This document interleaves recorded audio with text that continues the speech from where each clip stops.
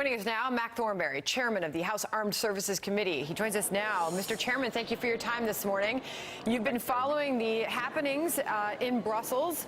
What do you think? Do you like the president's approach here? Well, this pipeline has been a key issue of concern for some time. As a matter of fact, last year, Congress passed a bill that not only condemned the pipeline, but levied sanctions against companies that helped build it.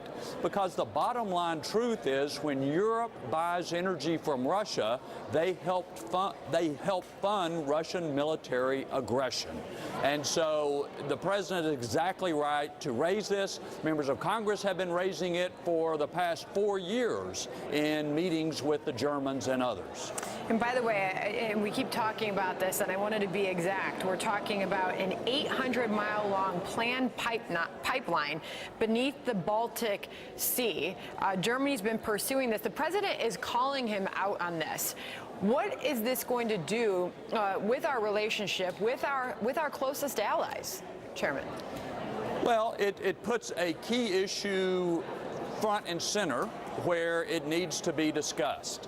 Now, there is another part of the story, and that is, for too long, the United States would not or could not sell energy to Germany and other European countries. Now, we've started to turn that around. Congress lifted the ban on exporting oil.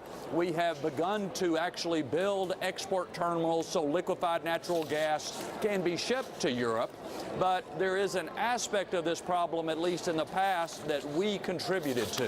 So we're doing better. We need Germany to do better, to look to the West for their energy, not fund the Russian military. Well, we heard the president campaign on this tough talk. We heard his harsh criticism of our allies and their contributions to NATO leading into this. And now we are witnessing the testy exchanges. How do you expect these NATO members to respond?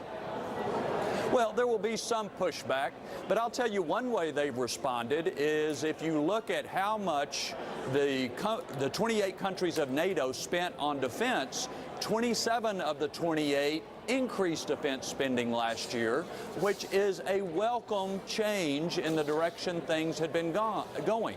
So, you know, a lot of them still don't spend enough, and I think the president's right to keep the pressure on. But what he and Secretary Mattis, even though they have different rhetorical styles, but what both of them have been able to achieve is a turnaround in defense spending, not only among the Europeans, but among us. Remember, we cut our own defense budget about 20% over the last 8 years. So we need to lead by example. We are. They need to follow that example. You know, the president said, by comparison, his summit with Vladimir Putin in Russia is going to be easy compared to what he's doing now, and as far as his stops before he gets there. What are your expectations for this one-on meeting with Vladimir Putin that some of your colleagues, Democrat colleagues, are coming out against, saying don't meet? Chuck Schumer says do not meet with Putin one-on-one. Oh, I think it's fine for them to meet and talk. I would be very cautious about agreeing to anything with Vladimir Putin. Look, some of this is kind of like the disagreements you have in your family. You know that the bonds that unite you are far stronger than the differences you have. Sometimes the rhetoric can be pretty heated in family discussions, but NATO is the most successful alliance in the history of the world. It can withstand these differences over pipelines or over defense spending, because we understand, I think all the NATO countries understand, Russian military aggression, what it's done, the threat it poses. So it's those bonds that unite us are still stronger than these differences. Interesting stuff. Chairman Mac Thornberry, thank you for your time this morning. It's going to be a busy week. Thank you. Thank you. As you were